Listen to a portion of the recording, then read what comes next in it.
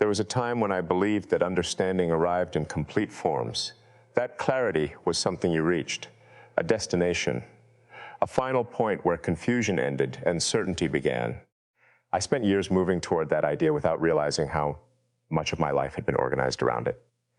Every decision, every relationship, every belief was filtered through the same instinct.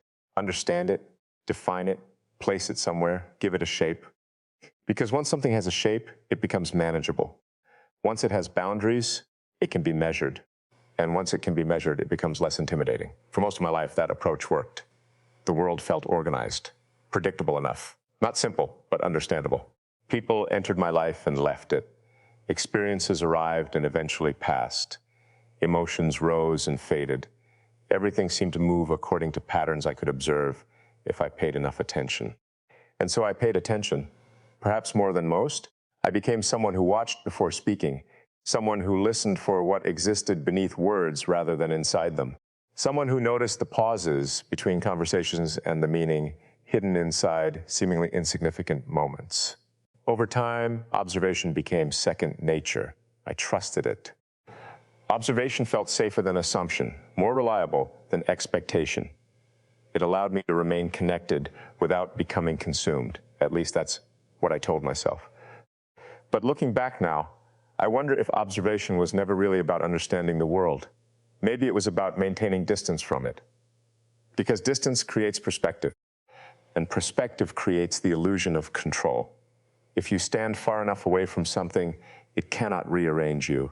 It can influence you, it can impress you, it can even inspire you. But it cannot fundamentally change you, or so I believed. Then life introduced me to something I had never properly accounted for. Not a person, not an event, not a specific experience, something more subtle. The realization that certain things do not arrive to be understood. They arrive to transform. And transformation follows different rules than understanding. Understanding observes. Transformation participates. Understanding remains outside. Transformation enters. Understanding asks questions. Transformation becomes the answer before the question has finished forming. I did not recognize this immediately. In fact, I think recognition was delayed precisely because the process itself was so quiet. We often change as something dramatic, a sudden revelation, a life-altering moment, a clear before and after. But some of the deepest changes happen differently. They happen gradually, silently, almost invisibly, like water reshaping stone. Nothing appears different from one day to the next. And yet, years later, the entire landscape has changed. That is the kind of change I am talking about. The kind you notice only after it has already become part of you. I started becoming aware of it in small ways. A thought that lingered longer than expected. A realization that seemed to arrive from nowhere. A shift in perspective that felt less like learning and more like remembering something I had somehow forgotten. Those moments were difficult to explain. Not because they were confusing, because they felt strangely familiar, and familiarity has always fascinated me. Not the familiarity that comes from repetition, the deeper kind, the kind that appears before history exists, the kind that makes something feel recognized before it becomes known. I used to think familiarity was earned exclusively through time. Now I am not so sure, because some experiences seem to bypass the normal sequence entirely. They arrive carrying a sense of recognition already intact. And when that happens, the mind struggles to explain what the heart has already accepted. That struggle creates an interesting tension. A tension between logic and intuition, between evidence and certainty, between what can be proven and what can simply be felt. For a long time, I treated those two worlds as separate. Logic belonged to structure, intuition belonged to mystery. One dealt with facts, the other dealt with possibilities. But the older I become, the less convinced I am that they are truly separate. Sometimes intuition notices a truth long before logic catches up. Sometimes understanding begins in places language cannot immediately reach. And perhaps that is why certain experiences remain difficult to describe. Not because they lack meaning, because they contain more meaning than words can comfortably hold. I think about that often. The limitations of language. How strange it is that we spend our lives attempting to communicate realities that are fundamentally internal. We describe emotions, we describe thoughts, We describe memories, yet no description ever becomes the thing itself. Words point, they suggest, they approximate, but they never fully capture, and still we keep trying. Maybe because the attempt itself matters. Maybe because reaching toward understanding is part of what makes us human. Or maybe because some truths deserve pursuit, even if they can never be completely expressed. Lately, I find myself thinking less about answers and more about presence.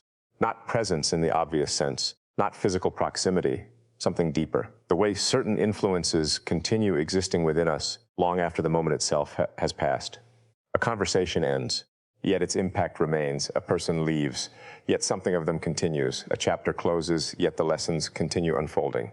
We often underestimate the persistence of influence. We imagine experiences ending when circumstances change. But influence does not operate according to external timelines. It follows internal ones, and internal timelines move differently. They are measured not by clocks, but by integration, not by days, but by depth. Some experiences disappear quickly because they never move beyond the surface. Others remain for years because they become woven into the structure itself. The difference between those two outcomes fascinates me. Why do some moments vanish while others become permanent? Why do certain encounters leave no trace while others continue reshaping us long after they are over? I do not know. But I suspect permanence has less to do with duration and more to do with resonance. Some things simply reach places others cannot. They touch parts of us that remain unchanged by ordinary experience. And once that happens, removal becomes impossible. Not because we refuse to let go, because there is nothing left to let go of. The experience is no longer separate from us. It has become part of the framework through which we experience everything else. That realization has changed the way I view growth. I used to think growth meant adding things, new skills, new knowledge, new perspectives. Now, I think growth is often about integration, about allowing experiences to become part of a larger whole, about recognizing that identity is not a fixed object, but an evolving structure. We are constantly becoming, constantly rearranging, constantly adapting to truths we did not previously understand. And perhaps that process never ends.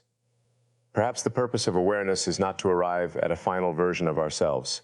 Perhaps it is to remain open to transformation, to remain willing to be changed. That idea used to frighten me. There is vulnerability in openness. There is risk in allowing something to matter.